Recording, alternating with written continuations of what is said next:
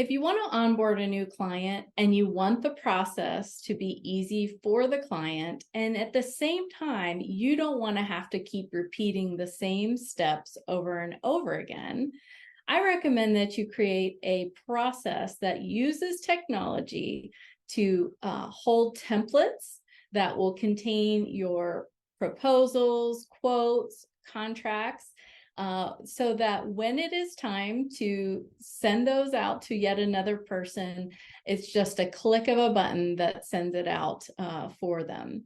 The other thing you can do is to streamline that process so that you have a sequence of events that take place. So it might be that you send a quote and they accept the quote, and then it prompts them to fill out a service agreement. And once they have signed a service agreement electronically, then it prompts them with an invoice. These kinds of technologies really help make the onboarding process so much easier for clients. It's a much more enjoyable process, and it shows them that you know what you're doing. I'm Carrie Downey, a digital productivity consultant with TechClarity Company. If you like this information and you want more, join me inside the TechClarity community that I've established for small business owners, nonprofit, and association leaders who have questions about technology.